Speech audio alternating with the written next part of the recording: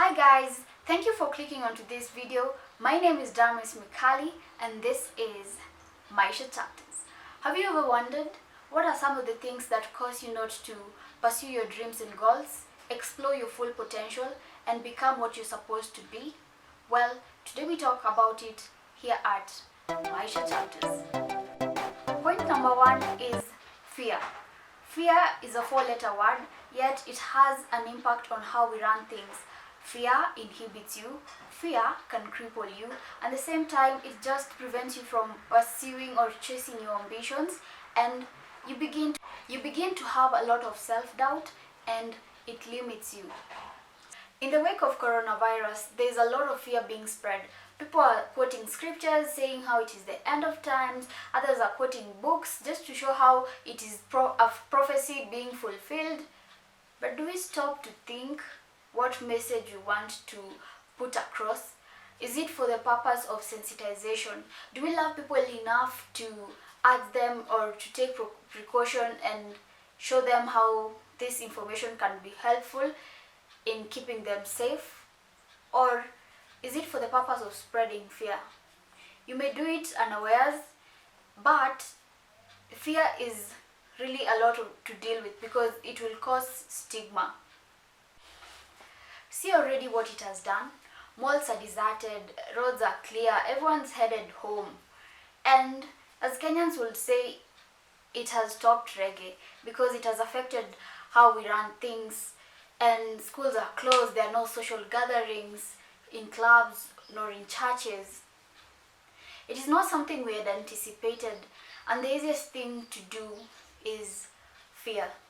We fear for our jobs, our businesses, because we may have to close shop, people may be laid off, and we fear even for the future of our children because schools are closed. So apart from the learning that we can give them at home, then nothing else is taking place really. But it is up to us to decide what we are going to do with this amidst all these things. Are we going to let fear overcome us, or are we going to be hopeful that there will be a vaccine, medicine even for it? You see, fear can control your mind, but it is up to you to decide not to fear and not let fear decide how you run things and how you run your life. Point number two is debts, yani madeni. Debts are not necessarily a bad thing. It depends with what you do with the money. Is it a one-time thing, or has it become part of your life? You see, if the second statement is true, then that means that you're living in a cycle and you've become a slave of it. If debts don't work for you, you will work for them. See, you can take a debt or you can be in debt, but you're waiting for the money to mature. Maybe it was in a long-term investment and you're waiting for that point where you break even, because businesses don't just rise up from day one. You may be lucky, the beginner's luck, but at times you have to give it time. At times you have to wait and to trust the process. So if this is the case, then I don't think the debt is really a bad thing. Again, if you are really in a bad situation and at that time things were thick, then you took a loan. It is a debt, but it saved the day. So you may ask me, where do we draw the line? Where does a debt become bad? When you can't trace where you spend the money on, and again when it becomes part of you and you cannot move forward because of the debts, that means you're working for the debts and you become a slave of it. So that is how you know that the debt is becoming a nuisance. The debt is becoming something you don't want to deal with, and you cannot move forward if you're frequently incurring debts. Debts should work for you. Another thing, which is my point number three, is complaining. Do you ever talk and do nothing about it? Well, you should stop, and here's why. If something happened and you don't like, raise it with the concerned parties. If it is a boundary that was crossed, maybe just raise it up and tell them, hey, next time don't do this, don't do that. If it's something you felt didn't go your way or you really didn't like, then when you raise it with the concerned parties, you are able to address it. They are able to give you genuine feedback and you can learn from there. But if you complain and you complain to parties that were not even involved, they will give you the feedback that you want to hear, and then you will make judgments in your mind, and then it will create a bitter taste in your mouth, and at the end of it all you will have just negative energy around you. So don't complain yet you do nothing about it. Let's take a case of a case where you maybe you come from a humble background and you keep on saying, if only my situation will change. You've known that you come from a humble background. You did a one-time harambe, the second one, and you can't seem to raise the money to complete your studies. So how about you search for a sponsor? Yes, an education sponsor in this case. In the people out there that are looking for people to just show them what they want to do with the money.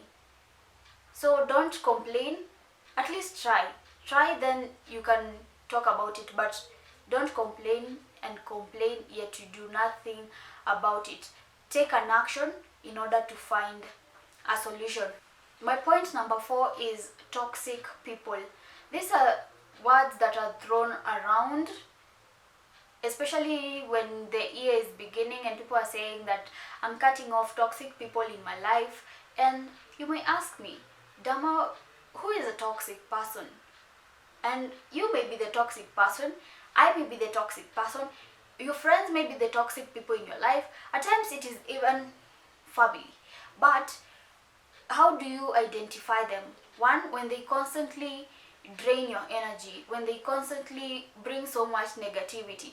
At times with toxic people, they really deal with emotional blackmail. At times they feel they should be the ones doing it, they should have been the ones who earned a specific thing and not you. And these are people that are constantly trying to pull you down. These are people that are trying to bring you down. And when you're aware of them, I don't say you cut them off, I say you distance yourself away from them. Because these people may be malicious, may be very manipulative, and at times you may not even realize it, and by the time you realize it, it may have cost you a lot of things. So the safest thing to do is to distance them, because no one is an island. They are in this world, you will live with them, but know when they're too close. Don't bring them in your circle. Last but not least, which is my point number 5, is perfection. Stop striving for perfection. As hard as it may seem, as bitter as it may look like, or maybe controversial, but it may be a way of how you do things. It may be your way of life, your principle.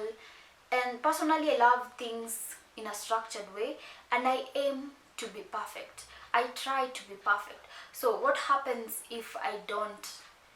I will always understand, it is in my mind, that there will always be room for improvement, and I take the lessons that come with it along the way. So don't beat yourself up when you don't achieve something the first time, and find something that you excel in. If you're struggling in it, then that means probably it is not meant for you. So if you don't get it right the first time, there will always be room for improvement. Don't struggle to become someone you're not, or to achieve standards that are up there and you don't have the capability, you don't have the right set of conditions. Those are some of the things to ask you. To ask yourself, are the conditions favorable? Do you have it all figured out, or am I the one that is limiting myself from making these things happen? So before you beat yourself up, look at all these other factors and stop striving for perfection. Even thank you for watching that video. I hope you have learned a thing or two. That was it today. I didn't say the topic at the beginning of the video, so things we are letting go in 2020, things we are getting rid of in our lives. to be better individuals, to be better citizens, to excel in whatever we want to do, maybe our careers or generally in our life. If you love this art piece over here, you can go on Instagram and search at Ruth96, that is ARTRUTH96, and promote a friend. Yeah, that's it. Like, share, comment, and subscribe. Until next time, this is Maisha Chapters. Adios, adios, adios, adios.